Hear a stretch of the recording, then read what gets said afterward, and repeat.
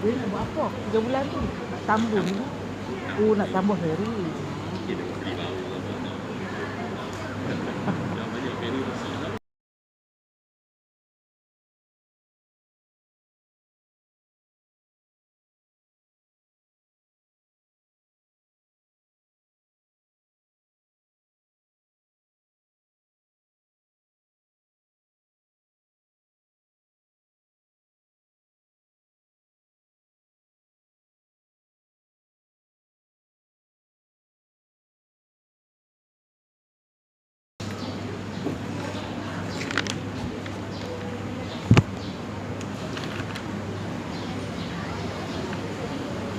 Assalamualaikum.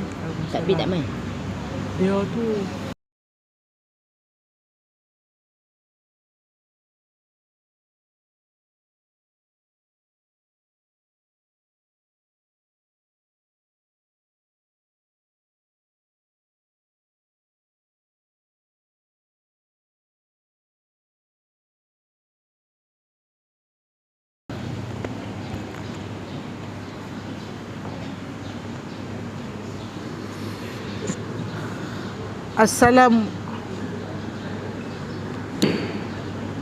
Assalamualaikum warahmatullahi. Pandai jawab tu. Baik. Lagi sekali. Assalamualaikum warahmatullahi. Baik, alhamdulillah, syukur pada Allah Subhanahu Wa Taala. Pada pagi yang mulia lagi diberkati pada hari Jumaat dalam bulan yang pertama Masihi. Mudah-mudahan Allah mengangkat darjat kita, Allah mengampuni dosa-dosa kita, Allah sentiasa memerhati apa gerak laku, tingkah laku kita. Allah memberikan kita istiqamah dalam beribadat, dan Allah bagi anugerah mudah untuk faham ilmu pelajaran yang kita belajar walaupun kita ni dah tua-tua. Mudah-mudahan tua kita tua yang beriman, syarat dengan ilmu, insya-Allah menjadi tempat rujukan anak-anak. Mudah-mudahan kita mulakan pada tahun baru ini memberitahu kepada ayah ibu kita bahawa kita berada dalam kuliah ilmu pada tahun baru ini dengan Al-Fatihah. Hadiah mereka yang hidup untuk mereka yang masih lagi, orang kata, dalam pencarian keberkatan. Mohon Allah memberkati ibu ayah kita, dan kita mohon juga supaya Allah mengampuni dosa-dosa mereka. Kita juga mohon pada kawan-kawan kita yang terbabas jauh daripada jalan Allah, minta bagi Allah beri hidayah kembali ke jalan yang benar. Kita juga mohon supaya anak-anak kita yang degil dalam mentaati perintah Allah, agar mereka dibukakan, dilembutkan hati-hati untuk beribadat taat kepada Allah Subhanahu Wa Taala. Al-Fatihah. A'udzu billahi minasy syaithanir rajim. Bismillahirrahmanirrahim. Alhamdulillahi rabbil alamin. Ar-Rahmanir-Rahim. Maliki yaumiddin. Iyyaka na'budu wa iyyaka nasta'in. Ihdinas siratal mustaqim. Siratal ladzina an'amta 'alaihim ghairil maghdubi 'alaihim waladdallin. Amin. Subhanallah walhamdulillah wa la ilaha illallah wallahu akbar. Subhanallah walhamdulillah wa la ilaha illallah Allahu akbar. Subhanallah alhamdulillah wa la ilaha illallah Allahu akbar. akbar. Subhanallah walhamdulillah wa la ilaha illallah. Allahu akbar. Allah, Allah, Allah ya Allah, Allah ya Allah, Allah ya Allah, Allah, Allah, Allah ya Allah. Hasbi Rabbi ma fi qalbi ghairullah. Nur Muhammad sallallahu. Hasbi Rabbi jallallah ma fi qalbi ghairullah. Nur Muhammad sallallahu. Tubna wa ruja'na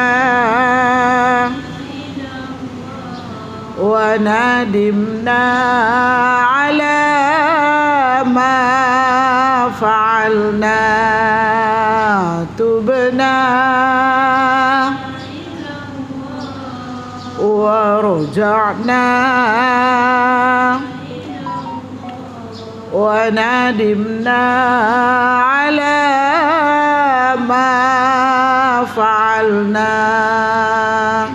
Wa subhana man la yaqdirul khalqu qadrahu wa man huwa fawqal arshi fardun muwahhadu. Malikun ala arshis samai muhaiminu li'izzatihi ta'nul wujuh wa tasjudu. Hasbi Rabbi jallallah ma fi qalbi ghairullah. Nur Muhammad sallallahu. Hasbi jallallah ma fi qalbi ghairullah. Nur Muhammad sallallahu. Laysa laha lillahi kashifa, laysa laha min dunillahi kashifa, laysa laha min dunillahi kashifa, laysa laha min dunillahi kashifa. La ilaha illallah al-malikul haqqul mubin. Muhammadur Rasulullah sadiqul wa'dil amin. La ilaha illallah haqqul mubin. Muhammadur Rasulullah sadiqul wa'dil amin. Astaghfirullah innallaha kana tawwaba. Astaghfirullah innallaha kana tawwaba. Astaghfirullah innallaha kana tawwaba. Alhamdulillah puan-puan, syukur pada Allah Subhanahu wa taala. Di tahun baru kita berzikir munajat, membuang segala kejahatan-kejahatan hati kita, segala buruk sangka hati kita, segala perut busuk dalam perut kita. Kita buang segala sifat-sifat hasad, sifat-sifat dengki, sifat-sifat sum'ah, sifat takabur, sifat riya, sifat sombong yang ada dalam hati kita. Kita bunuh dengan istighfar. Sebab dalam istighfar yang kita baca sangatlah menjadi, orang kata, bersih hati kita. Macam klorok itulah, cuci hati kita. Astaghfirullah innahu kana tawwaba. Sesungguhnya Allah, engkaulah yang menerima taubat-taubat kami. Dan kita juga beraku janji dengan Allah, kita ni waraja'na ila Allah wa nadimna ala ma fa'alna. Kita sentiasa bertaubat, tubna ila Allah, kita bertaubat kepada Allah. Waraja'na ila Allah, kita nak kembali pun kepada Allah. Wa nadimna ala ma fa'alna, sungguhnya aku ya Allah menyesal sangat dengan perbuatan aku yang lampau-lampau, yang mana aku lalai atas kejahilan aku, atas kebodohan aku, atas kedegilan aku ni. Lalai tuan-tuan dan puan, sampailah kita hari ini minta pada Allah, wa nadimna ala ma fa'alna, aku menyesal dengan perbuatan aku ya Allah, maka engkau terimalah aku ni sebagai hamba yang bertaubat, kerana tidak ada apa di hati aku ni kecuali engkau. Ma fi qalbi ghairullah, tidak ada apa di hati aku kecuali engkau yang selayaknya mengampuni dosa-dosa aku. Sebab tu tuan-tuan dan puan-puan, kita sentiasa membersihkan hati-hati kita agar hati-hati kita ni menjadi orang-orang yang bertaubat kepada Allah, bersih jiwa kita. Kita tak suka kepada segala kemaksiatan yang lampau. Itulah di antara aku janji dalam zikir munajat yang kita baca setiap kali kuliah-kuliah ilmu yang kita hadiri, insya-Allah. Baik, tuan-tuan dan puan-puan yang dirahmati Allah sekalian, pada kali ini kita sambung lagi kuliah kita ni, muka surat 326 kah? Muka surat apa? 326, 327. Perenggan yang sesungguhnya. 327, semua orang buka 327. Sesungguhnya. Kalau yang ada Luqman Hakim ya. Kalau perempuan yang ada di rumah, yang ada kitab ni, boleh buka 327. Luqman Al-Hakim berkata kepada putranya, hai anak, sesungguhnya dunia ini adalah lautan yang sangat dalam dan telah tenggelam di dalamnya kebanyakan manusia. Karena itu jadikanlah perahu di dunia ini takwa kepada Allah Subhanahu wa taala. Kata pujangga pula yang bermaksud inna hila lillahi, sesungguhnya ada hamba-hamba Allah yang cerdas, cendekiawan, telah menceraikan dunia dan takut daripada fitnah tipu dayanya. Mereka memerhatikan benar-benar segala akibatnya, dan ketika telah mengerti bahawa dunia ini bukan tempat hidup yang abadi, maka mereka menjadikan dunia ini bagaikan samudera dan menggunakan amal soleh sebagai bahtera. Maka amal soleh itulah yang menjadi barang dagangan, dan kerajinan beramal sebagai keuntungannya, dan hari-hari sebagai gelombangnya, dan tawakal sebagai naungannya, dan kitab Allah penunjuknya, dan menahan hawa nafsu sebagai tali ikatnya, dan maut itu hujungnya, dan kiamat pasarannya, dan Allah pemiliknya. Ini adalah kata-kata daripada pujangga yang penuh dengan kiasan-kiasan. Kalau kita tengok kata-kata daripada Luqmanul Hakim pun penuh dengan kiasan juga. Dia berpesan kepada anaknya, dunia ni bagaikan lautan. Dalam dunia ni sangat dalam, ramai yang dah tenggelam. Maksud dia ni, dunia ni tuan-tuan dan puan luas, bebas. Jadi orang yang tak ada panduan, tak ikut Quran, tak ikut hadis, dia tenggelam dalam dunia tu. Ramai yang tenggelam, kata Luqman kepada anaknya. Tenggelam maksud sini ialah dia terbabas daripada jalan Allah. Tenggelam yang dimaksud sini, dia dah buang segala akhirat, dia tinggal akhirat, dia lupa kata dia nak mati. Tenggelam di sini makna dia tidak percaya, tak yakin, tak takut kepada Allah Subhanahu Wa Taala. Tenggelam di sini makna dia kata asyik dengan dunia.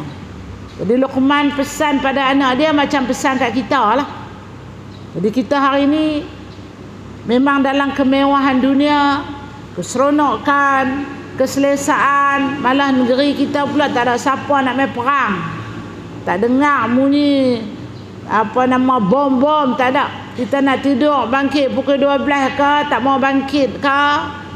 Kita nak makan saja, tak mau pergi masjid, tak ada siapa nak kacau kita. Kita nak, orang kata tak mau pergi mana, tak ada siapa nak duk panggil kita. Sebab apa? Sebab kita ni dalam zon negara kita aman damai. Tidur ni sampai matahari masuk tingkap. Tidur ni bangkit pasal lapar. Jadi itulah yang dikatakan tenggelam dalam dunia. Kita tak kenal haram dan halal. Kita tak kenal dosa dan pahala. Kita dah tak minat nak dengar syurga, nak dengar neraka. Sebab kita duduk dalam zon yang selesa. Tu makna dia tenggelam. Ramai orang macam tu. Bukan kata orang jauh-jauh, dalam keluarga kita pun ada. Suami isteri pun ada. Suami tenggelam, isteri duduk di darat. Ada kala isteri tenggelam, suami duduk di darat. Suami tengok isteri tenggelam, tapi suami tak boleh nak kata apa.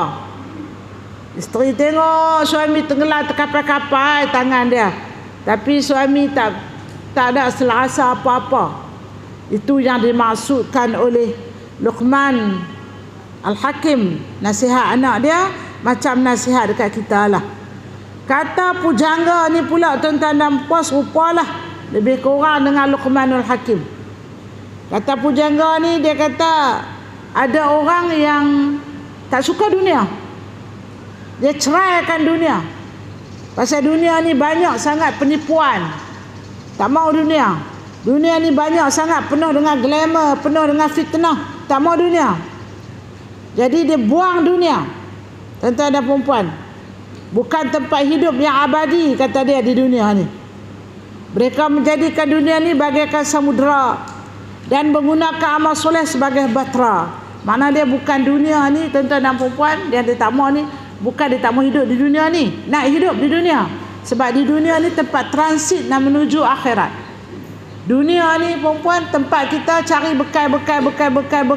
Seberapa banyak bekalan boleh nak bawa pergi rumah kita yang kekal di akhirat. Kalau kita bayangkan kita nak pergi Kuala Lumpur pun, kita bawa anak cucu kita pergi Kuala Lumpur, naik van kita tu, penuh dalam van kita tu segala bantai busuk, periuk, belanga ada dalam van. Pasal apa? Pasal kita nak pergi Kuala Lumpur. Kita tak mau beli barang-barang di Kuala Lumpur, mahal kita kata. Bawa segala selimut, bawa segala makanan, nasi, beras, nak pergi 2 hari 3 hari je. Sarat dalam van tu. Macam itulah kalau kita nak pergi akhirat, kita kena mencari sampai sarat dalam diri kita ni. Banyak pahala kita bayangkan kita nak bawa van pergi ke akhirat tu, sarat penuh, padat, tuan-tuan perempuan. Sebab apa? Sebab di negeri akhirat tu, tuan-tuan dan perempuan, abadan abada. Dalam neraka pun Tuhan habaq kata khalidina fiha abada. Dalam neraka, dalam syurga pun Tuhan kata khalidina fiha abada. Dua-dua tempat tu abadan abada. Jadi bekalan yang kita nak bawa ni ke sana mestilah banyak dan berkualiti. Bukan saja kita nak main mengaji pagi-pagi hari ni, bukan. Kita ingat nak mati. Bukan saja-saja nak main seronok-seronok, dah free, tak ada apa, tak pergi jogging hari ni kita main lah, tak. Bekalan akhirat. Tuan-tuan dan perempuan, hadir kuliah-kuliah ilmu, sebab cepat dapat pahala yang banyak, berganda-ganda, berjuta-juta, istighfar malaikat, kita duduk di bawah ketiak sayap malaikat. Sebab tu kita nak datang ke majlis ilmu, kita buang dunia. Buang dunia tu makna dia apa? Membebaskan keselesaan Kita tak mau duduk di rumah mendengur tidur, beralih kiri, beralih kanan, bangkit makan dan sebagainya, duduk saja pula. Kita tak mau yang tu.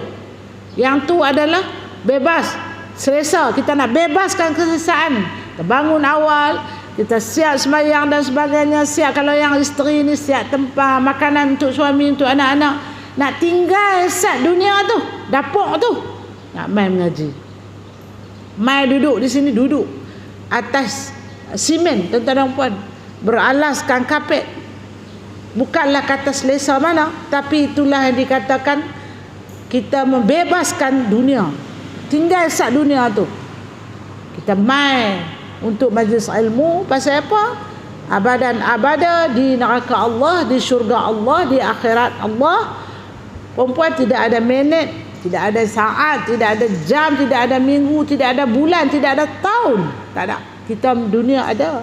Bulan Januari, bulan Februari, kita ada bulan Muharram, kita ada pula tahun 1424, 2023, 2024, 2020, ada tahun. Akhirat tidak ada. Maka cukupkah dengan kita nak main mengaji hanya sebulan sekali? Tidak. Tentu kita akan main mengaji pada setiap minggu sekurang-kurangnya di dataran SIG yang disediakan oleh makhluk-makhluk insan-insan yang beriman kepada Allah, berinfak untuk kita, main duduk, insya-Allah. Tuan-tuan dan puan-puan, itulah yang dikatakan oleh pujangga ni, buang dunia, ambil akhirat. Al-Fudail berkata, pada hari kiamat kelak akan tiba dunia, berlagak dengan keindahannya, lalu berkata, ya Tuhan, jadikanlah aku rumah untuk sebaik-baik hamba-Mu. Jawab Allah, aku tidak akan rela kamu menjadi rumah mereka. Jadilah mereka sebagai debu yang berhamburan. Maka seketika itu menjadi debu yang berhamburan. Ibn Abbas berkata, pada hari kiamat kelak akan dihadapkan dunia ini berupa wanita tua yang kerepot, nampak gigi siungnya, buruk rupanya, tiada seorang yang melihatnya melainkan membencinya. Maka ia melihat orang-orang lalu. Orang-orang itu ditanya, apakah kamu kenal padanya? Jawab mereka, na'udzubillah, jangan sampai kenal padanya. Lalu diberitahu bahawa itu dunia yang dulu kamu berebut-rebut, berbangga dan berperang kerananya. Itu, tuan-tuan dan puan, bandingan yang diceritakan oleh Ibn Abbas. Dunia ni masa di akhirat nanti kita tengok dia huduh, tak cantik macam wanita wanita tua kerepot, semua orang tak suka. Kita orang tua-tua, tuan-tuan dan puan, ni kita ni yang tua ni, bila mai tua, bukan ada siapa nak suka kat kita. Dari segi hakikatnya, rupa dah tak cantik, orang pun tak pandang. Lepas tu nak buat kerja apa pun kena cari orang. Tapi ambil ubat, panggil anak, cari orang, panggil Grab tolong. Nak berjalan pun terketeh, pegang dinding, pegang pintu, pegang apa yang ada. Nak makan pun pilih, nak abang bagi. Itu suasana semua orang akan hadapi. Bukanlah suatu zaman yang indah. Sebab tu Allah Subhanahu Wa Taala meletakkan amaran, memberi peringatan kepada kita, memberitahu bahawa orang yang menghina orang tua, orang yang tidak sayang pada orang tua, orang yang derhaka kepada orang tua, terutama mak pak kita, akan diazab di neraka Allah yang dahsyat. Dan bukan saja di akhirat, orang yang menghina orang tua, orang yang tak sayang pada mak bapak, orang yang tak peduli, orang yang rasa terbeban, Allah kata dunia pun aku tak bagi keberkatan. Pasal apa? Tuhan dia letak macam tu sebab dia tahu dah, bila tua ni siapa pun tak suka. Tapi bila orang beriman, orang bertakwa dengan perintah Allah, takut kepada Allah, jadi sayang kepada mak bapak ni. Takut pada Allah, sayang kepada mak ayah ni. Takut perintah Allah, takut azab Allah. Jadi dia mengambil tahu, bertanggungjawab pada mak bapak dia. Takut kepada perhitungan dunia. Allah kata dunia pun banyak kes orang yang tak taat pada mak bapak. Takut yang tu, sampai tu kita ambil belah mak bapak kita. Sebab kita orang yang beriman dan bertakwa kepada Allah Subhanahu Wa Taala. Tu tuan-tuan dan puan. Sebab tu Tuhan bagi adil. Adil. Sebab adilnya orang tua ni tambahlah kalau sakit lagi. Tambah kalau nyanyuk lagi lah siapa tak mau. Pibuh mu anak tu. Anak kata kalung, bila nak ambil mak ni? Aku ni tak boleh geram Abang kalung kata pula nanti saya aku pergi ambil. Kalung tu seminggu tak ambil. Mai ambil duduk umur dia 3 hari. Bangah, bila nak ambil mak? Dia tanya pula lah. Baru duduk 3 hari semua tak berminat hakikatnya. Tapi bila dengar hukum Allah Ta'ala kata orang yang tak sayang mak bapak ni, dunia apa aku tak sayang, semua orang takut kepada Allah, menyebabkan kita sayang kepada mak ayah kita. Bukan setakat mak ayah kita, mak ayah mentua kita. Bukan kata mak ayah mentua dia, mak menakan kita, mak susuan kita, mak angkat kita, mak tiri pun kita sayang. Pasal apa? Takut kepada hukum Allah. Tuan-tuan puan. Tapi ada juga orang tak takut hukum Allah. Dunia hari ni, bukan zaman dulu. Lah ni. Cambah perempuan ni. Pak dia mati ya, dia ada mak tiri, dia mai 5 beradik, halau keluar. Mak tengah nganga, mak terpinga-pinga, mak terkakak-kakak, cari lori, angkatlah barang, bawa pilah tak mana boleh duduk. Bukan cerita zaman dulu-dulu, zaman piramid dah. Lah. Pasal apa? Tak takut kepada hukum Allah. Pasal apa tak takut? Tak pernah mai duk dengar kitab-kitab Allah. Tak pernah mai kelas-kelas mengaji. Siapa nak tolong pihak abang? Takkan orang tolong pihak abang. Tak ada nak takut lah. Kalau kepada Allah pun tak takut, macam mana takut ke orang? Itu sebab Allah kata dia jadikan kita ni orang yang tua, dan dia adakan hukum untuk kita jaga mak ayah, di mana sangat berkat, sangat mulia. Rasulullah SAW kata nak pergi berjihad, sahabat minta nak pergi berjihad. Pergi berjihad apa? Nak pergi perang. Nombor 1 Rasulullah tanya, dia kata ya fulan, masih adakah ayah mak? Dia kata ada, ayah mak ada. Tu Rasulullah kata tak payah pilah, jagalah mak ayah tu, itu pun pahala dia besar, pahala jihad yang besar. Kau dengar tu? Jadi nak abang kata mak ayah ni walaupun rupa dia tak cantik, busuk, kadang-kadang busuk mak ayah ni. Anak-anak kita, cucu-cucu kita mai dekat-dekat, dia kata mak tu busuk. Busuk orang tua lah, bukan busuk tik kucing tu dah, busuk orang tua. Jadi siapa sangat nak mau tuan-tuan dan puan? Tapi bila Allah kata restu tu ada pada mak ayah, berkat tu ada pada mak ayah. Kalau hang non nak pergi hantar anak hang di universiti, bawa dulu anak hang tu mai jumpa mak hang, matuk dia, mai salam, mai minta izin, mai sayang, mai minta restu, sebab pada dia tu ada berkat yang tak ada jual di kedai. Ada sangat-sangat keberkatan yang banyak kepada mak ayah ni, walaupun tua kerepot tuan-tuan dan puan-puan, gigi pun tak ada, tapi berkat dia tu syarat ada pada dia. Bawalah anak cucu tu mai salam dengan matuk, nak lebih-lebih lagi nak pergi mengaji, belajar, nak masuk universiti, mai minta berkat. Pada dia ada berkat yang tidak ada pada orang lain dan tidak ada jual di mana-mana. Bawa mai. Bagi anak cucu sayang, walaupun tak cantik, walaupun tak ada duit, walaupun tak boleh berjalan, walaupun sekelilingnya busuk harim, tuan-tuan dan puan, sebab tak dijaga dengan baik kononnya, tapi nak pi tu. Bawa anak pi mengaji di luar negara ke, di luar negeri ke, tuan-tuan dan puan, mai. Sebab di situ ada berkat.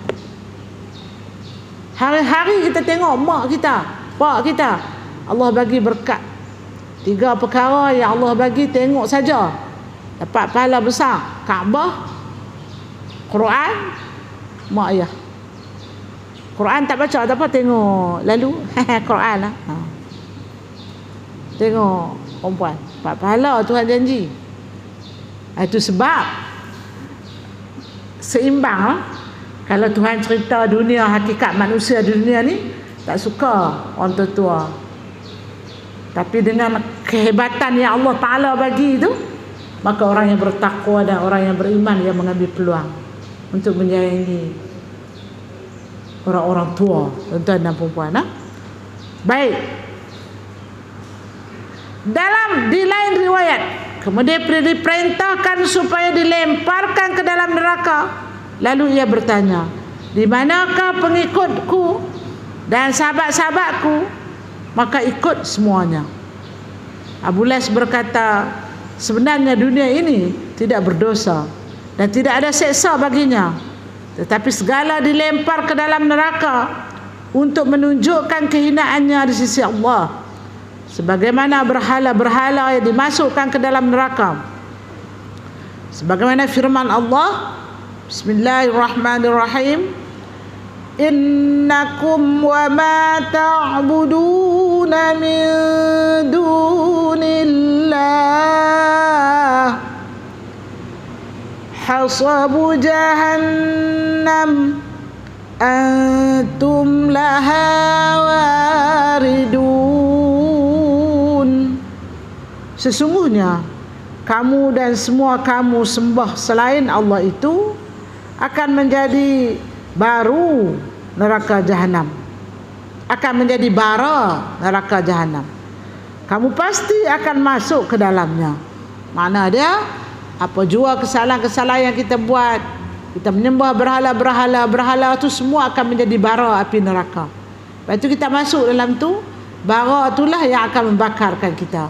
Kalau di dunia kita sembah selain Allah, kita sembah segala-galanya, kita beriktikad orang lain yang lebih berkuasa daripada Allah, maka semuanya akan menjadi bara dalam neraka jahanam, membakar kita. Na'udzubillah. Maka seharusnya seorang mukmin beramal untuk akhirat dan tidak melulu sibuk dunia, kecuali sekadar apa yang menjadi kepentingan yang lazim dan utama, tanpa menggantungkan hati dan fikiran padanya.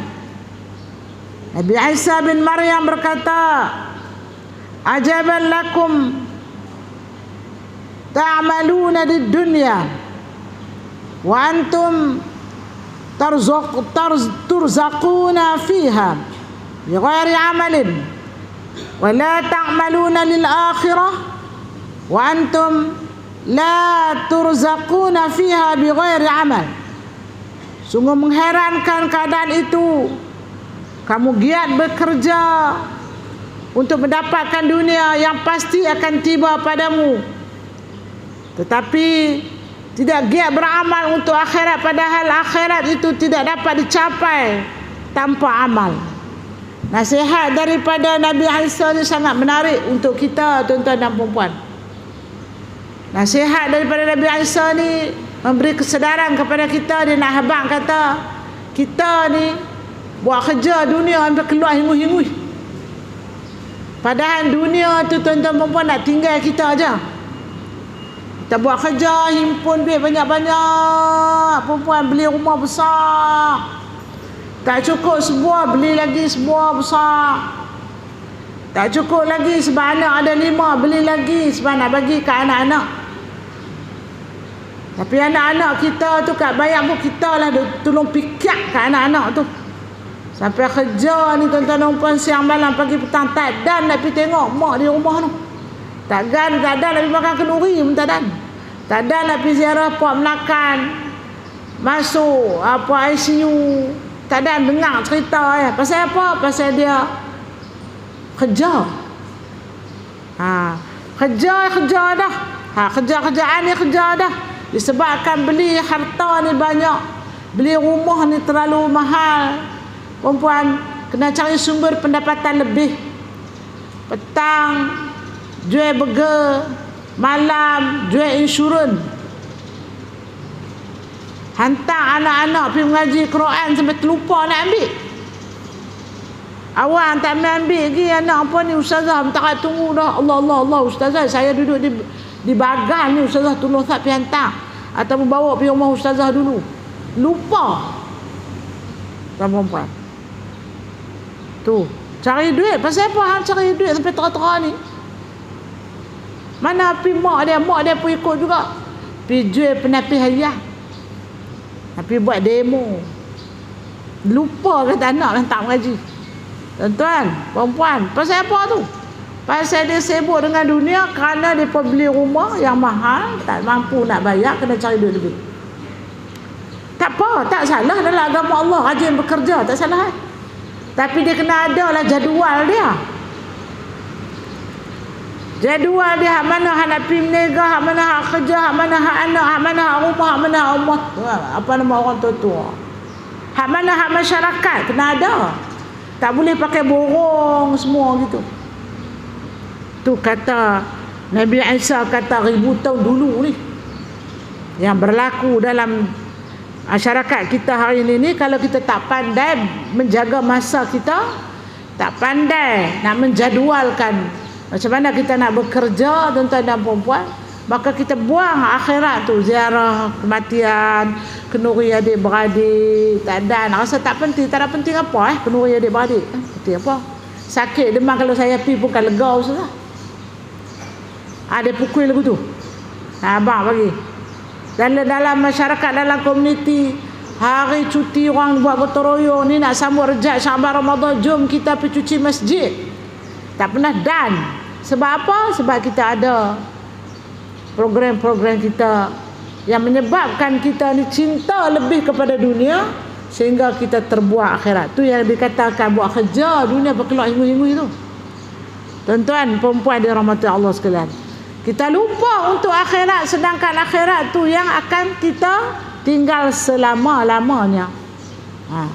Allah tak marah kat kita tak rajin buat kerja. Tak apa, kita kerja pagi, kerja tetap, petang kita kata kita nak berniaga cakotel, tak apa, sekali lagi petang kena balik sembahyang maghrib, Aisyah pergi masjid. Nak jual insurans pun hang jual lah, tapi jangan tinggal masjid, jangan tinggal kelas-kelas mengaji. Sebab apa? Itu dunia, itu akhirat. Kena letak dua-dua. Tuan-tuan, perempuan, itu kata pesan Nabi Isa AS pada kita 2000 tahun yang dulu. Tak lebih daripada 2000 tahun. Tuan-tuan, perempuan, nah, ingat tu. Abu Ubaidah Al-Asadi berkata, Rasulullah sallallahu alaihi wasallam, man ushriba qalbu hubbad dunya iltata qalbuhu minha bisalas syughlun la yanfakku ana'uhu wa amalun la yablughu muntahahu wa hirsun la yadraku ghinahu wa dunya talibatun wal matlubah wal akhirah talibah wal matlubah faman talaba al akhirah talabathu dunya hatta yastawfi minha rizqah wa man talaba ad-dunya talabathu al akhirah hatta ta'tiyahu al-maut fayakhuzahu baghtah. Kata Abu Ubaidah ni, man ushriba qalbuh, siapa yang telah meresap dalam hatinya cinta dunia, hubbud dunia, maka terikat harinya dengan 3. Iltatu qalbuh minha, dia akan terjadi 3 perkara di hati dia, tuan-tuan dan perempuan. Yang pertama, syughlun, kesibukan yang tidak akan terlepas kesukarannya. Yang kedua, angan-angan yang tidak ada hujung pangkalnya. Yang ketiga, kerakusan yang tidak dapat mencapai kekayaan atau kecukupannya. Sedangkan dunia dan akhirat sama-sama mengejar. Maka siapa yang mengejar akhirat dikejar oleh dunia sehingga menerima cukup daripadanya rezekinya. Dan siapa yang mengejar dunia dikejar oleh akhirat sehingga tiba matinya yang mencekiknya dengan tiba-tiba dan mengejut. Jadi dalam pesanan daripada Abi Ubaidah ni, tuan-tuan dan puan, sangatlah tersentuh hati kita. Kerana dia mengatakan siapa yang suka dunia, macam Ustazah kata tadi, bukan buang dunia. Buang dunia ni tidak. Tak ada orang buang dunia sebab dia duduk di dunia. Maksud buang dunia, macam Luqmanul Hakim pesan tadi pada anak dia tu, buang dunia ni makna dia tak mau perkara-perkara yang lara, yang sia-sia, dia tak mau. Kalau dia nak guna telefon ni perempuan ni, dia guna baik-baik ya. Dia tak guna sampai berjam-jam duk cari telefon ni, itu dia panggil cinta dunia. Semua tengok, sebab dalam telefon ni tuan-tuan dan puan, dunia ada. Orang cerai ada, orang nikah ada, orang tipu orang, segala jenis manusia ada dicerita dalam tu. Daripada sekecil-kecil perkara sampai sebesar-besar perkara, semua dalam tu kalau kita nak kutip baca. Kalau kita nak tengok ilmu yang bermanfaat, macam-macam jenis selawat ada dalam tu, kalau kita nak tiru baca. Segala pesanan, ada pula orang yang rajin tiap-tiap hari buat keluar hadis. Ada pula tempat hadis dia ambil petik buat keluar, ambil petik buat keluar, kalau kita nak baca. Maka kita kena pandailah menggunakan handphone ni, kerana dia adalah alat nak bawa kita kepada dunia atau nak bawa kita kepada akhirat. Itulah atas kebijaksanaan kita. Kalau orang yang bertakwa menggunakan handphone ni, selamat dia. Kalau orang yang tak bertakwa guna handphone ni, celaka dia. Itu saja. Sebab dia adalah penggunaan alat yang sangat berkesan, telekomunikasi yang sangat berkesan di dunia. Ni perempuan, nak bercakap dengan anak kita duduk di Mekah, telefon je boleh cakap. Nak pesan beli jual kat mak, boleh 10 kilo hak elok-elok boleh pesan. Mak nak beli 10 kilo, nak balik lagu mana beg tak boleh, hapus tu. Boleh nak abang buat balik mai Zam-Zam beli 50 botol, tak boleh buat balik Zam-Zam mak ni duk cakap hari-hari tawah cakap sa'i cakap apa ngomong perempuan. Pasal apa? Dia adalah kemudahan kita. Nak pergi akhirat pun boleh dengan ni. Cuma bila mati tak ada siapa dalam telefon. Tuan-tuan perempuan rahmat Allah sekalian. Jadi apa dia nak pesan kepada kita Abi Ubaidillah ni? Kesibukan yang tidak ada kesukaran. Kita guna ni mana ada susah apa? Tuan-tuan perempuan, guna alat komunikasi, nak kata ke orang boleh, nak kata kat mak kita boleh, nak buat fitnah lagi boleh. Semua boleh. Yang kedua, angan-angan yang tidak ada penghujung. Memang pun hidup ni penuh dengan angan-angan. Kalau tu cukup banyak. Jikalau aku nu kalau aku main mengaji dengan hang daripada mula-mula ICG buka kelas ni tah, aku dah faham banyak ni, sampai setengah juzuk dah baca ni, sampai nak habis dah bab ni, buku 1 nak habis dah ni, nak masuk buku 2 lah. Kalau tuan-tuan perempuan, angan-angan dia panggil. Tiap kali jumpa kita pergi ngaji tak? Dia tak main tak? Tu dia panggil angan-angan yang tidak ada kesudahan. Tuan-tuan, yang ketiga, kerakusan yang tidak dapat mencapai kekayaan yang cukup. Tamak sampai bila tak cukup. Kata Abu Ubaidillah ni, dia kata orang yang cinta adalah hati dia dunia ni, tuan-tuan, dia tamak, tak pernah cukup. Sampai umur kita tua pun tak cukup lagi. Kita pencen pun dapat duit pencen, pergi beli lagi harta sampai tak boleh nak buat. Nampak tak tuan-tuan dan perempuan? Kita jangan salah pilih untuk hidup yang bahagia di akhir-akhir umur. Kita pencen, dapat duit pencen Tuhan bagi, adalah 200-300 ribu. Orang lelong tanah sebelah tu, belah Baling, belah border sana, kita belilah berpuluh-puluh ekar dengan duit yang ada. Tu boleh beli. Ataupun kita dengar Ada kawasan tu kerajaan nak buat pembangunan. Jadi kita beli dulu tanah pada orang-orang kampung ni. Sebab nanti ni kerajaan beli kat kita mahal. Tu angan-angan dia tu. Angan dia mahabak dia ajak lah ustazah, ajak anu. Kita jenis tak ada duit, sengap ngayak tu lah. Cuba kita ada duit, pasal melompat ke dia agak. Tak beli. Tak apa, nak beli buat apa lah cikgu Dia kata dia ceritalah kebaikan sini. Dia pergi dari perancang bandar apa semua nak beli. Nak abang lagi perempuan. Itu jaga-jaga tu. Umur kita dah berapa? 60, 65, 70 tentang perempuan.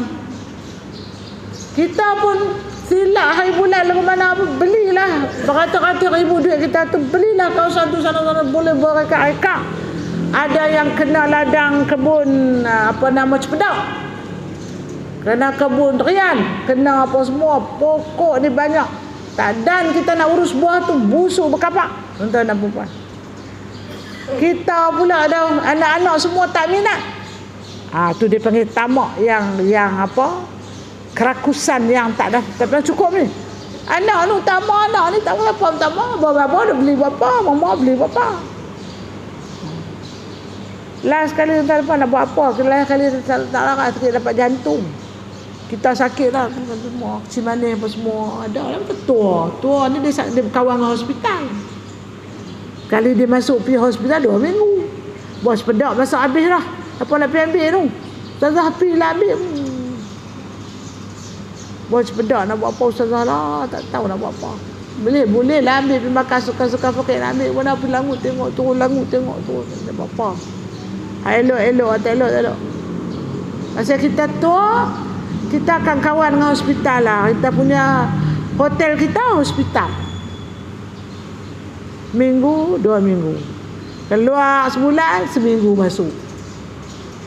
Keluar 2 bulan, 3 bulan masuk. Tanya dia pergi mana, lama tak lama. Duduk rest house. Mula ustazah pun tahu lah. Lah kali buat keputusan duit pasal apa? Pasal hutang banyak. Tapi Tuhan berkat juga. Usaha dia dengar nasihat sana, nasihat sini, kita pun dia. Tamak, nak cerita tamak ni. Bukan nak cerita orang tu, nak cerita tamak kita tu. Tak ada kesudahan. Kita nampak tani orang nak beli. Kita nampak tu. Badan tu tak ada lah. Tak ada nak terima. Kodrat tu dah tak ada lah. Tapi nafsu tu Allah Rabbi. Macam perempuan lah, dekat anak ayah masuk kedai kain kan, ni pun elok, ni pun elok, semua elok. Nak pakai ke mana lah, tangan-tangan dia kecut habis. Labak bagi badan dah kedok dia, ukuk pun tak boleh nak ukuk lah. Tapi nak tu, nafsu tu nak tu elok ni. Langut saja tak tengok bawah, langut datang. Nampak tuan-tuan apa? Nafsu tamak yang macam tu kata Abu Ubaidah, dia tegaklah kita ni, perangai kita ni, sebab kita lupa bahawa akhirat tu duk ligan kita. Akhirat ni duk kejan kita. Bertambahnya tahun 2023, tambahlah umur kita. Tak usah baca abad tambah umur tu. Baca abad tambahlah tapak kaki kita tu nak pergi belakang masjid tu. Tu kau dekat. Umur tambah, kaki nak pergi belakang masjid tu tambahlah. Kalau umur kita 60 lah, dekat pagar masjid tu. Dia pegang masjid. Dekat tu. Kalau umur 70 dia dekat bertulisan di atas kubur. Sahabat kata dekat. Tak usah kata umur 40, tambah umur setahun ke setahun dia berasa macam umur 40, semangat. Jogging kau tu, jogging kau tu. Perempuan nak bagi sihat, tuan-tuan dan puan. Nak sihat cara orang tua, sihat tu lah. Nak bersihat cara orang muda, nak lari 100 meter tak lah. Tapi kita kena ingat, dunia mengejar kita. daripada belakang. Jaga kita jangan orang kata ghalib. Orang yang suka dunia, akhirat diganda di belakang. Orang yang suka dunia, tempat dia kalau awal-awal tahun ni dia buka buku pelaburan ASB dia tengok pelaburan tu, dia marah Ustaz. Awak yang murah sangat tahun ni ustazah, depa buat apa? Dia marah kat kerajaan dekat pelaburan tu. Berapa persen dia dapat ustazah? Tu ada berapa duit dalam buku ni? Ni lah tu ni ada 7 umur dah 70, dia ada 70,000. Banyak, 70,000 ada. Awak dapat sikit kan? Tolak zakat 2.5 tinggal dah sikit. Itulah rezeki kita. Jadilah rezeki banyak tu. Tu yang ada pun. Jadi apa nak buat? Nak buat apa ni? Oh tak boleh. Nak buat keluar zakat ni. Betul kalau susah kira ni. Kira baik. Bagi lah kelebih. Tak ada korang. Susah ni kalau keluar zakat ni korang. Saja korang. Pasal apa jadi aku tu? Pasal dia cinta kepada angka tu. Ada. Siapa jangan duk main kasar-kasar ke dia, tak keluar langsung. Jadi dia kena buat pi kat tok guru hak dia percaya. Anak dia kata tok guru hak dia percaya ustazah boleh tengok tak dia kami tak ada sentuh. Abang tak percaya. Pasal apa? Pasal dia cinta kepada angka dia tu, duit dia banyak di sono. Dia lupa kata duk ligat dia di belakang. Nak ajak dia berinfak, jom kita buat wakaf telaga tu berapa telaga ni RM4, dia tengok RM4. Kot lah tu nak bagi berapa duit pun. Kita bagilah RM5,000. Kurang lah. Saja kurang. Orang yang boleh ada juga orang lagu tu. Dia kira percaya kata guru dia. Jadi makna dia membuat apa yang kita faham tu, akhirat meligan kita yang cinta dunia ni, kita lupa bahawa apa yang kita belanja tu sebenarnya itulah yang kita simpan. Hak ada atas buku ni bukan hak kita. Hak kita belanja tu kita simpan, kita makan, hak kita sedekah kat anak cucu, kita sedekah berinfak pada kawan-kawan, kita sedekah khidmati kat kawan tu. Khidmati ni awal tahun ni orang nak berinfak lah, ada bulan Rejab ni. Orang nak bagi ke telekong baru, nak sedekah yang tu. Itulah yang rupa kita simpan.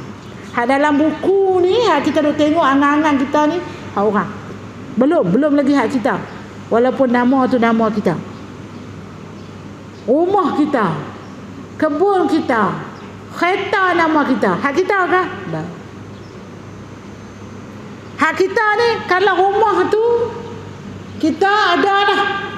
Nak wakaf di mana-mana, ataupun nak jual untuk berinfak, ataupun nak bagi ke anak kita, pesan ke anak kita, ni rumah ni so kalau tak modal apa jual, infak lah di mana-mana. Itu baru hak kita. Kalau mereka buat, hak kita, tuan-tuan perempuan. Kalau tak buat, hak orang ni, semua orang. Kita mati 2 hari ya, orang faraid boleh ke orang, boleh ke anak cucu. Dia buat rumah, dia tukar kereta, tambah tayar kereta, tuan-tuan perempuan. Jadi kita ni buatlah kebajikan dengan tangan kita supaya kita mengejar akhirat. Kan dunia kejar kita kejar akhirat. Buat infak dengan tangan kita, kejar akhirat. Itu maksud kejar akhirat.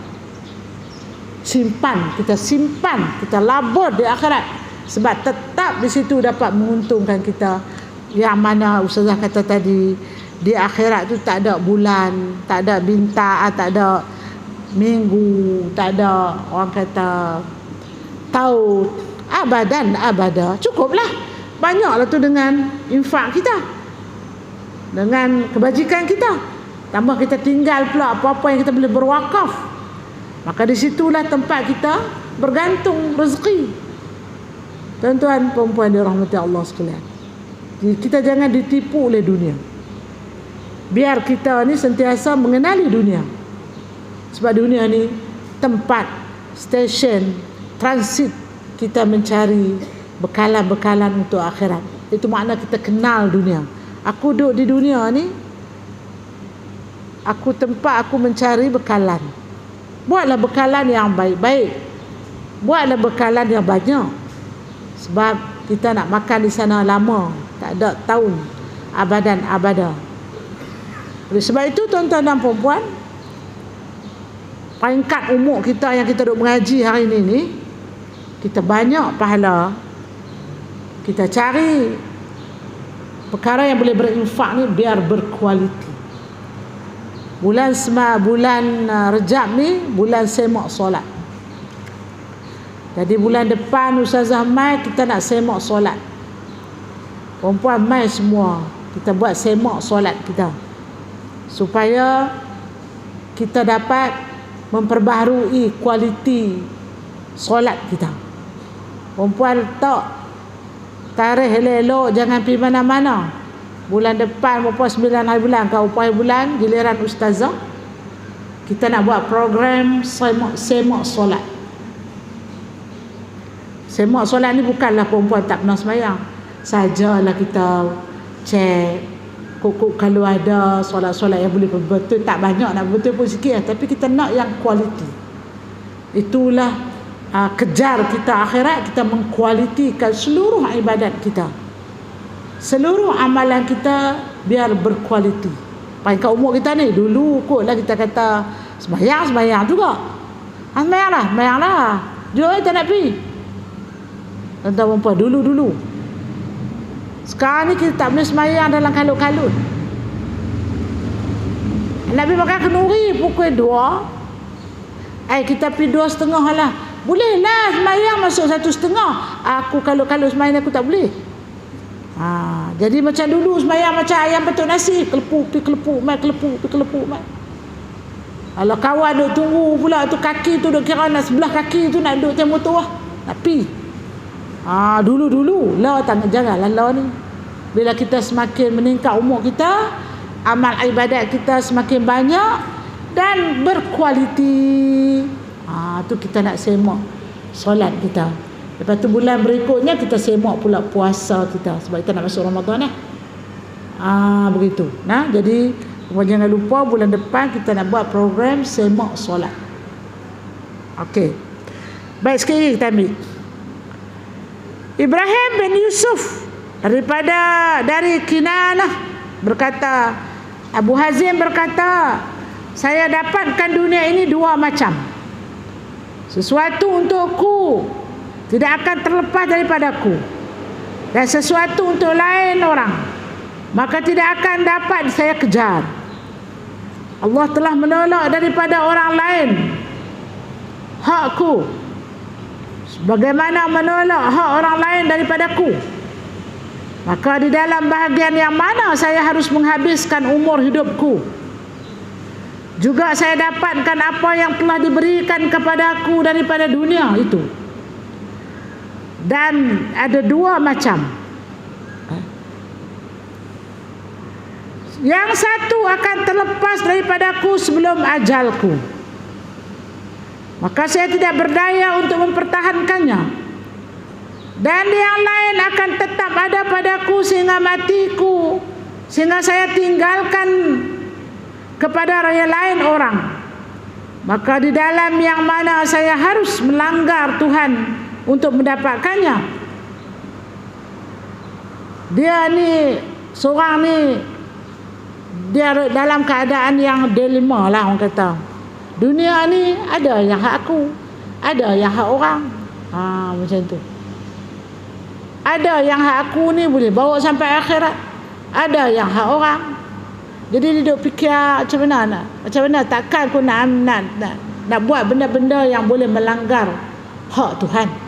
Contohnya kita dunia ni perempuan, kita cari harta, adalah rumah sebuah, kereta surung sebuah, perempuan gerek pun ada serba sikit tu ada, tuan-tuan dan puan. Tu hak mana? Hak ni hak pinggan mangkuk aku ni, kebun getah, kebun nak pergi ke mana? Dalam kebun kita tu, dalam rezeki gaji kita tu, ada hak kita, ada hak orang. Hak mana yang nak boleh simpan ni? Macam itulah dia fikir. Kita pun macam tu juga fikir. Apa yang aku boleh simpan hak aku ni? Kalau dalam gaji ni, apa yang aku boleh simpan hak aku? Boleh simpan hak kita, bukan simpan di bank tu. Tu satu, simpan dalam simpanan tu Satu. Hak simpan yang kedua ni, simpan akhirat ni hak mana? Tu kita belanja dapur, belanja makan anak-anak, tu dia panggil berinfak. Sekolah anak, bayar yuran di sekolah, anak nak belajar, tadika lagi. Pi tadika Fatonah tu belajar sifat 20, belajar hafal surah-surah pendek, belajar baca-baca doa, kita bayar sebulan katalah 100. Tu nama dia infak, pelaburan yang akhirat yang kita simpan. Bukan kita nampak. Jangan nampak pergi bayar tadika tu. Itu memanglah kita bayar tadika. Tapi infak, manfaat daripada bayar tu, duduk dengan Allah tu. Nak bagi anak kita, cucu kita kenal Tuhan. Kita pun ajak, tapi kita bagi lagi orang ajak anak kita. Allahu Rabbi, tuan-tuan dan puan. Bayar yuran kafar RM5. Pergi kafar, cikgu minta RM5. Hutang. Tak bayar. Sampai akhir tahun orang nak bagi hadiah apa, minta himpun-himpun dapat RM60. Awak lah mahal sangat RM60. Dah tak bayar setiap bulan sebulan RM5 tak nak bayar. Tuhan nak simpan akhirat tu berkira paik. Awak nampak cikgu tu ambil duit, cikgu ni ambil duit, cikgu ni makan keteman, kata ke cikgu. Padahal cikgu tu ajaklah anak dia, Allahumma salli ala sayyidina. Adik-adik tekan sikit tang sayyidina tu, tak apa kena. Allahumma salli ala sayyidina Muhammadin wa ala. Ajaklah cikgu anak dia sampai pandai daripada dia. Nak bayar RM5 tu berinfak untuk dia akhirat, simpan akhirat, cucu pandai, anak pandai. Tak mau baca bab tu, tak baca sebab kita nampak dari segi fizikal dia. Kita tak nampak. Itu yang dia kata sini, aku ni nak tinggal hak mana dunia ni? Hak mana hak dunia, hak mana hak aku? Kadang-kadang kita dah buat dah tapi kita tak faham. Itu nama dia, tuan-tuan dan puan. Dalam hak kita dah banyak kita simpan untuk pelaburan akhirat, tetapi ada juga yang di dunia ni, yang kita guna untuk dunia ni lah. Untuk kita beli rumah, untuk kita beli tanah, untuk kita beli kemudahan-kemudahan dunia, kita guna di dunia. Itu manfaat dia di dunia. Okey. Al-Amashi dari Sufyan, dari guru-gurunya berkata, Sa'ad bin Abu Waqqas masuk ke tempat Salman Al-Farisi sedang sakit. Maka menangislah Salman. Ditanya oleh Sa'ad, mengapa engkau menangis hai Abu Abdullah? Rasulullah sallallahu alaihi wasallam ketika meninggal redha kepadamu. Teriak buat apa lagi? Jawabnya, puan tahu Salman Al-Farisi ni? Salman Al-Farisi ni ialah seorang sahabat zaman Rasulullah yang bijak. Dia ni Nabi tanya dia macam mana nak menghadapi musuh semasa berada di Madinah dalam peperangan Khandaq. Dulu ni kalau kita pergi di Madinah tu adalah orang tunjuk tempat peperangan Khandaq. Dibinanya Farid Salman Al-Farisi ni lah. Dia orang kesayangan Rasulullah, rajin. Orang kata apa, tak gaduh suruh, rajin buat kerja, rajin bantu Rasulullah. Jadi sampai Rasulullah ni sayang kepada dia. Ada sikit cerita yang tak berapa nak menarik dia. Perempuan bolehlah buat pengajaran kalau perempuan baca dalam sirah ni. Semasa Salman Al-Farisi ni hidup dengan Rasulullah, dia ni orang yang cukup baik dengan Rasulullah dan rajin tolong. Jadi ada orang yang cemburu. Cemburu ni bukan cemburu macam kita ni, cemburu dengan hasad, dengan penuh orang kata apa, macam mana hang ni nak bagi Rasulullah sayang kat hang lah ni, rajin. Cemburu kata lebih kurang lah. Jadi dia, nama kalau tak silap nama dia Qais bin apa tak ingat tu lah. Dia ni pandang Salman buat kerja dengan penuh hasad, dengki. pandangan-pandangan hasad dia ni sampai Salman jadi sakit. Ni cerita Salman sakit bukan sakit ni, sakit dulu. Perempuan. Jadi orang hasad ni perempuan. Kita kata sihir lah, kita kata orang dunia adalah sihir. Orang dengki tuan-tuan dalam perut dia ni. Dia boleh aura dengki dia tu boleh jadi orang tu sakit. Pandangan yang sakit, fitnah sampai kawan sakit. Tuan-tuan dan puan. Jadi bila dia Rasulullah tengok dia sakit dan sebagainya semua ni, Rasulullah ni orang yang maha yang tahu sebab dia cerita lah gitu gini. Maka dia pun panggil para sahabat. Jadi Khais ni dia sendiri pergi mengadu kepada Rasulullah. Kata aku ni cemburu, aku ni sakit hati, aku ni begini kepada Salman. Maka Rasulullah suruhlah dia minta maaf balik, salam balik, buang semua sifat-sifat tu. Dengan maaf sifat tu kan Salman jadi sihat. Cerita Salman ni, dah sebut Salman di sini, saya pun teringat ceritalah kat perempuan. Jadi kita hari ni sebab tu kita kena faham kenapa Allah Ta'ala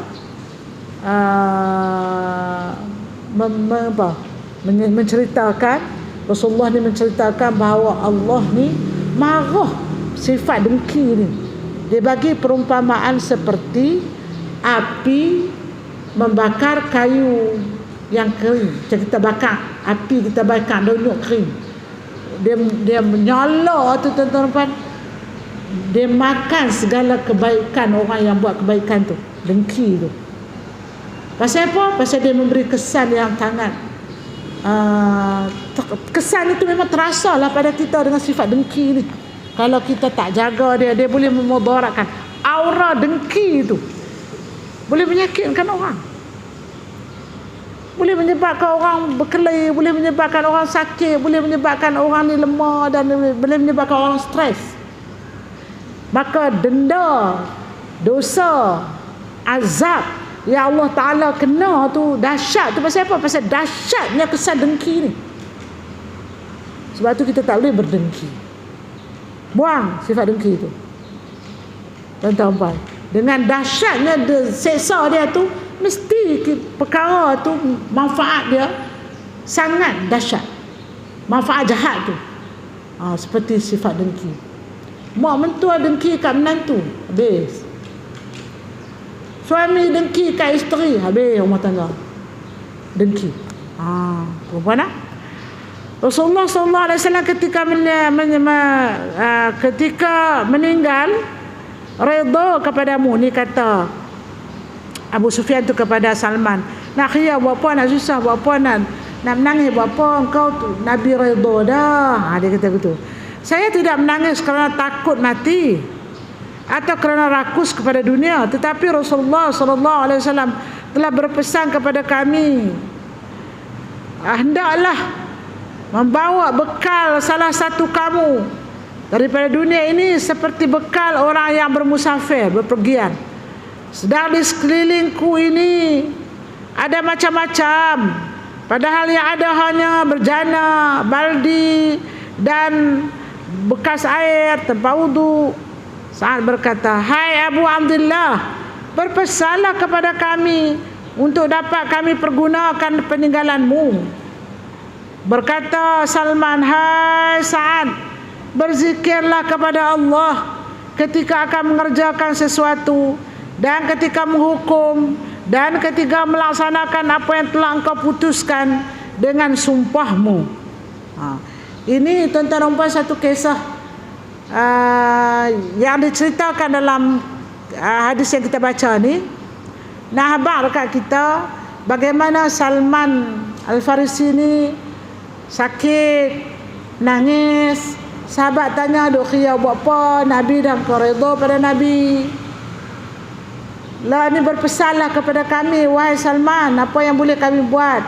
Di sekeliling kau ni ada kolej, ada pelas, ada kerusi, ada kat tepi-tepi dia ni. Kau lah nak pesan nak buat apa-apa ni sebagai wakaf ke apa ke. Tapi Salman ni dia tak pesan pun macam sahabat tu tanya. Dia kata, aku berpesan, Nabi berpesan kepada aku Suruh kita nak buat kerja apa pun, berzikir kepada Allah. Mana tak ingat pada Allah. Perempuan yang mengaji ni ingat pada Allah, bila mati aku ada pahala banyak. Maksud dia berzikir macam tu lah. Selain daripada berzikir dengan lisan, astaghfirullah, subhanallah, alhamdulillah. Dia kata nak buat apa pun, ketika akan mengerjakan sesuatu, ketika menghukum, ketika melaksanakan, ketika kita nak buatkan keputusan, ingat pada Allah. Maksud dia, apa kerja yang kita buat hari ini, ingat pada Allah. Bila aku mati kalau aku hukum macam ni, apa akan jadi pada akhirat aku. Kita ingat macam tu. Bila kita rasa nak lawan suami kita, nak jerkah ke, kalau aku mati apa aku dapat kalau aku jerkah. Ingat macam tu. Itu dia kata ingat pada Allah. Kita nak masak nasi, tuan-tuan dan puan, ingat pada Allah. Bila aku masak nasi ni, makan, anak-anak aku boleh beribadat, sihat tubuh badan, berkat dengan selawat aku ni, zikir aku ni, ingat pada Allah. Tu nama dia, ingat pada Allah. Macam tu. Jadi Ustazah harap, walaupun kita baca dalam hari ni agak banyak perumpamaan oleh terutama tadi kita jumpa Luqmanul Hakim, bahasa-bahasa dia, bahasa-bahasa kiasan tentang dunia, tentang akhirat.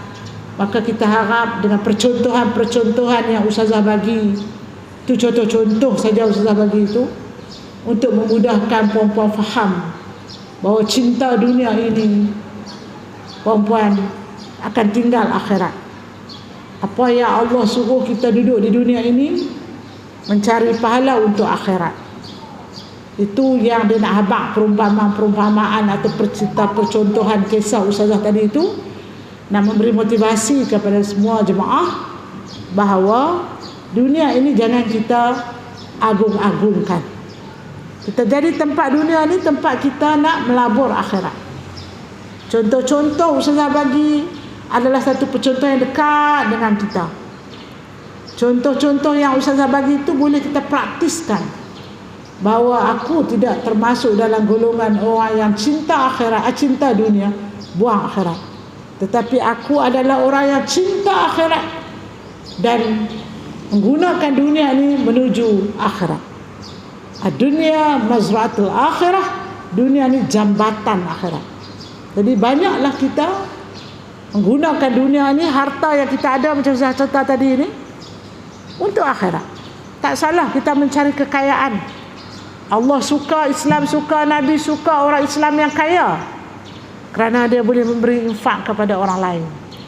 Allah suka, Nabi suka, malaikat pun suka kepada orang yang rajin, kerana kerajinan itu akan menjadi contoh kepada orang lain. Allah suka, Nabi suka, manusia suka, kita suka, orang yang suka berinfak, walaupun dia tidak mensyaratkan sedikit, secawan kopi kita berinfak, bersedekah, cukup besar di sisi Allah Subhanahu wa taala. Sepinggan nasi kita berinfak, bersedekah, tuan-tuan dan puan-puan, sangat besar pandangannya di sisi Allah Subhanahu wa taala. Apalagi kita yang membangun keluarga kita untuk mengenal Allah Subhanahu wa taala. Apalagi yang kita berbelanja keluarga, anak-anak, kawan, majlis-majlis ilmu, kita berbelanja buah minyak nak datang. Itulah simpanan kita di akhirat. Wa imma perempuan tahu ataupun kita tak tahu, kita sedar atau kita tak faham, dicatat Allah Subhanahu wa taala sebagai infak. Jadi contoh macam perempuan datang ngaji dengan ustazah ni. Ustazah bukanlah orang yang pandai, tapi hanya membaca buku, bercerita pada perempuan, berhujah dengan perempuan sekadarnya. Tapi ustazah bawa juga bersama ustazah ni anak-anak yatim yang kita sama-sama bela. Perempuan sentiasa menyokong, cukup besar. Esok perempuan ni kaya, duduk dalam syurga, ada rumah bersama dengan Rasulullah. Sebab Rasulullah kata kahatain, orang yang suka mempedulikan apa yang aku suka, anak yatim, fakir miskin. Nabi suka, kita suka, Allah suka, tentulah tempat kita di syurga Allah.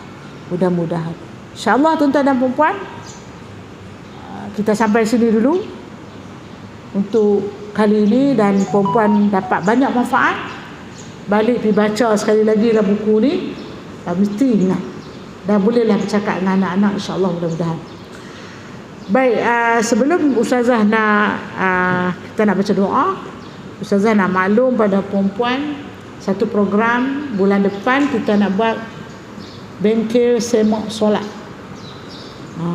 Bengkel semak solat ni bukanlah kata macam mana nak cerita macam mana solat Nabi, dari segi teori dan praktikalnya masa kuliah kita lah, insya-Allah. Perempuan jangan tak hadir. Yang keduanya ialah satu program untuk Rejab, Syaban, Ramadan. Tuan-tuan dan perempuan, tempat pengajian ustazah kita ada menyediakan program bakul Ramadan. Bakul Ramadan ni dengan nilai RM100.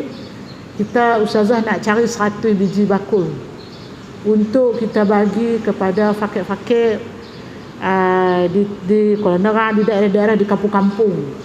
Bakul Ramadan ni ada dalam dia beras, minyak, susu, gula, yang makanan sepanjang Ramadan. Jadi ustazah nak mengajak perempuan berinfak bakul Ramadan dengan nilai satu bakul 100. Jadi perempuan bagilah ayah sebakul, mak sebakul, suami sebakul, kira macam tu. Dapat ustazah uruskan, hantar ke rumah-rumah, pondok-pondok. Kita tak bagi kepada tahfiz-tahfiz ni perempuan, kita bagi kepada individu, keluarga, gelandangan, kita bagi macam tu. Hak yang tahfiz-tahfiz ni nanti Ramadan ni sebelum. Jadi pada bulan depan perempuan boleh menyertai program tersebut dengan mengambil sampul. Ada ustazah sedia sampul, tulis nama untuk ayah satu, mak satu kah? Boleh. Jadi itu adalah program kelas pengajian kita ni, bukan program ustazah kita. Jadi kalau kita usaha hantar, perempuan pun dapat. Tu yang dinamakan simpanan. Duit tak simpan, duit 100 ni tak nampak apa. Tapi pelaksanaan penggunaan duit ni adalah bakul Ramadan tu. Itu yang disimpan di sisi Allah Subhanahu Wa Taala. Perempuan tu yang kedua. Yang ketiganya ialah untuk Ramadan, Syaban. Perempuan boleh menyertai program bacaan Quran 30 juzuk untuk ustazah bawa ke Mekah. Seperti biasa kita akan bagi kepada pelajar-pelajar tahfiz di Mekah, mana yang ustazah pergi di Bukit Hajiat tu. Perempuan isi nama arwah, nama mak, ayah, yang arwah-arwah lah. Ambil borang, perempuan bagi pada ustazah bulan depan. Apa nama ni borang dia macam ni. Pasal bagi lagi sini. Bagi dah kot dari. Borang 30 juzuk ni tulis nama. Perempuan ambil lah, disebabkan perempuan tak pergi ke umrah bulan Ramadan, bulan Syaban, perempuan tak pergi. Pahalanya dapat 1,000 macam ustazah pergi. Ustazah pergi tambang 15,000, perempuan bayar. Ikut suka perempuan nak bagi. Banyak mana untuk dapat pahala juta-juta tu. Sayang kat mak ayah, duk makan harta pusaka dia, makan pencen suami perempuan. Ambillah isilah borang ni, tumpang ustazah nak pergi. Jadi ustazah akan baca di sana, bagi pelajar pun baca, juta pahala untuk perempuan. Disebabkan perempuan tak pergi, ustazah nak tolong apa? Tolong yang ni lah. Lain tak payah, tak upaya dah nak tolong perempuan lah. Satu lagi, kalau perempuan yang ada hajat, ambil dah kot borang hajat. Tak ambil lagi. Kalau perempuan yang ada hajat apa-apalah, yang nak suruh kami sembahyang hajat di sana, ada memang program sembahyang hajat. Apa hajat perempuan? Tak ada hajat apa ni sampai duduk macam mana? Tak ada hajat ni kan? Hajat perempuan tulis sini hajat. Anak tak mau dengar kata, anak ni lama dah terlibat dengan dada, tolonglah ustazah. Saya ni 3 tahun 4 tahun anak menikah balik, tak main tengok dah. Ada masalah kita masing-masing diri lah. Sakit, tanah jual tak mau laku, anak dara 3 orang lah, rumah seorang pun orang tak boleh minang ni. Perempuan tu ni ajak. Sebab di sana tempat mustajab doa. Lebih-lebih lagi tahun ni Ustazah nak pergi Mesir, nak jumpa dengan para nabi, para wali, para syuhada, para sahabat perempuan, nak jumpa dengan Imam Syafi'i, nak mohon pada mereka keberkatan tu yang ada Tuhan bagi kat mereka, bagi kat kami sama. Itu tuan-tuan puan. Jadi perempuan boleh ambil di sini. Dan yang satu lagi ialah tanda cinta kita kepada mak ayah ni. Ustazah minta kepada perempuan, bagilah Ustazah uruskan badal umrah untuk mak ayah, suami ke, sebab pahalanya berganda-ganda, lebih-lebih lagi di bulan Syaban.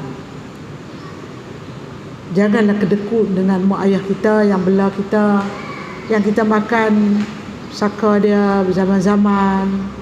Nak harap kita berzikir baca Quran tak banyak mana. Ustazah Hafi boleh tolong perempuan, ada pelajar kita sana, ada orang kita sana boleh minta tolong, insya-Allah. Hanya satu umrah 500 saja. Tukar duit Arab dapatlah 200 lebih, 300 lebih, sebab duit kita kalah perempuan. Jadi perempuan main habaq kat Ustazah nak buat badal umrah untuk mak atau ayah atau suami, Ustazah nak tulis, insya-Allah. Jadi mudah-mudahan kita anak yang soleh, anak yang solehah, akan bermanfaat seluruh kaum keluarga kita mudah-mudahan. A'udzubillahi minasyaitonirrajim. Bismillahirrahmanirrahim. Alhamdulillahi rabbil alamin.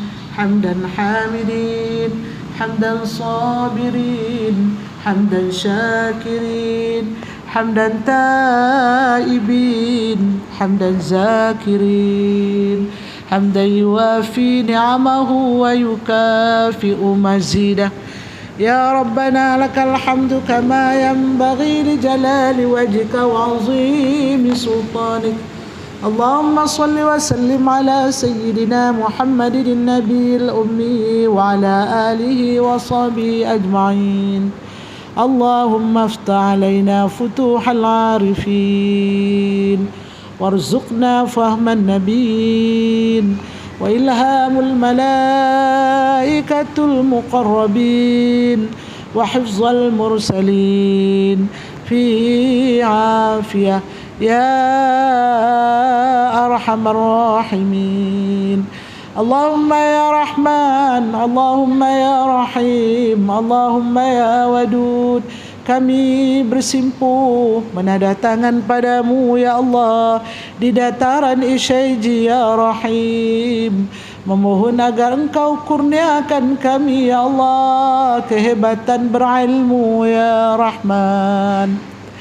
Engkau kurniakan jiwa-jiwa kami cinta kepada majlis ilmu-Mu ya Allah. Engkau kurniakan kepada kami istiqamah dalam beribadat ya Rahim. Engkau kurniakan kepada kami ya Allah kelembutan jiwa-jiwa untuk berinfak ke jalan-Mu ya Arhamar Rahimin. Engkau ya Allah ampuni dosa-dosa kami ya Allah. Engkau ya Allah ampuni dosa kedua ibu ayah kami ya Rahim. Engkau ya Allah ampuni dosa-dosa para suami kami ya Jabbar.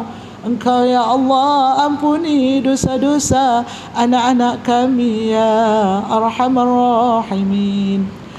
Bariskan ya Allah ibu ayah kami bersama dengan para nabi-Mu ya Rahim. Walaupun ibu ayah kami tidak sehebat Nabi-Mu ya Rahman. Bariskan para suami kami ya Allah bersama para sahabat Nabi-Mu ya Rahim. Walaupun para suami kami tidak sehebat ya Allah para sahabat-Mu ya Rahim. Bariskan anak-anak kami ya Allah bersama Bilal bin Rabah ya Rahman.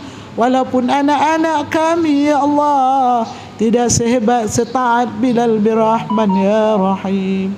Engkau ya Allah yang selayaknya ya Rahman mengampuni dosa-dosa kami ya Arhamar Rahimin.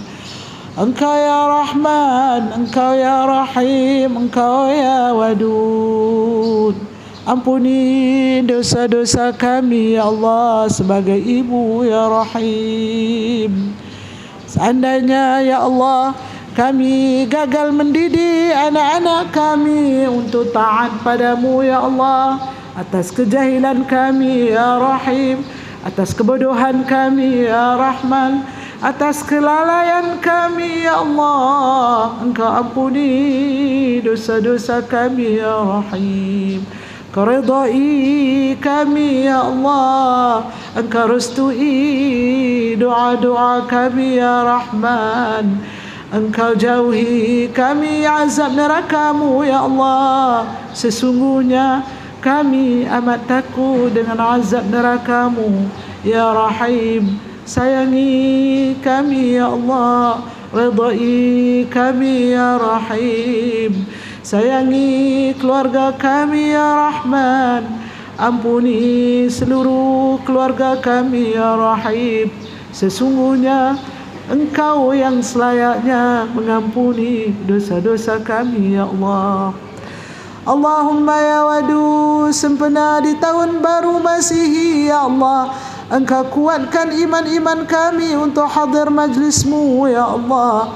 Engkau istiqamahkan diri kami ya Allah, mencintai ilmu-ilmu-Mu ya Allah. Engkau terangi hati-hati kami seperti mana Engkau menerangi cahaya matahari di siang hari. Engkau terangi akal fikiran kami ya Allah, seperti mana Engkau menerangi cahaya bulan di malam hari ya Rahim. Rabbana alaika tawakkalna wa ilaika nabna wa ilaikal masir. Kurniakan kami anak-anak yang saleh. Kurniakan kami ya Allah anak-anak ya Rahim, yang mampu mendamaikan kami di barzah-Mu ya Allah. Kurniakan kami ya Allah anak-anak yang tidak menyakiti hati-hati kami ya Allah. Kurniakan kami ya Allah anak-anak yang mampu bertumpang teduh di waktu tua kami ya Rahim. Kurniakan kami ya Allah anak-anak yang menjadi pemimpin kepada orang-orang yang bertakwa ya Rahim. Allahumma ufir lahum warhamhum wa'afihim wa'afu anhum. Engkau ya Allah damaikan seluruh keluarga Syaiji ya Allah di barzah-Mu ya Rahim. Engkau ya Allah kekalkan istiqamahkan kaum keluarganya berinfak untuk kami ya Allah, bertumpang mencari ilmu ya Allah. Engkau ya Allah berkati kekayaan keuntungan mereka ya Rahim di dunia-Mu ya Allah. Jadikan mereka keluarga seperti mana Abdurrahman bin Auf ya Allah. Engkau ya Allah sentiasa tentukan ya Allah kami berada di dalam kehidupan yang diridai oleh-Mu ya Arhamar Rahimin.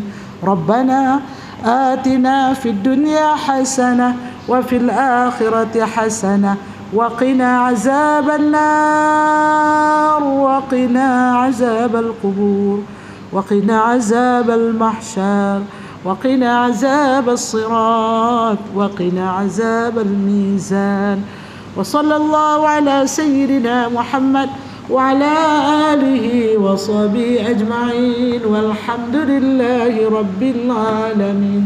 تقبل الله منكم فتنا ومنكم تقبل يا كريم. صلى الله على محمد صلى الله عليه وسلم. صلى الله على محمد صلى الله عليه وسلم. Siapa yang nak borang ni ambil tadi? Ambil depan kat Ustazah. Baik. Ayah kau lemah dah tak nak. Ayah Ustazah. Ha. Tak ada guru saya. Oh, dah. Tak apalah tu nak terikat lah tu bapak-bapak. Mana nak cik? Yang ke satu yang Ini bulan depan cik Umar juga. Tak apa. Saya Maya hajat ni. Mana? Ni dia kita nak tekan banyak mana untuk Kau nak buat muri. Ini apa? Dia 37. Okey. Satu. Yang kecil tu. Just there. Okey. Semua sedekah tu untuk ayah-ayah kita je. Untuk infak ni. Infak. Ya, insyaAllah. Untuk pengurusan, untuk Dia kena buat muri. tak apa.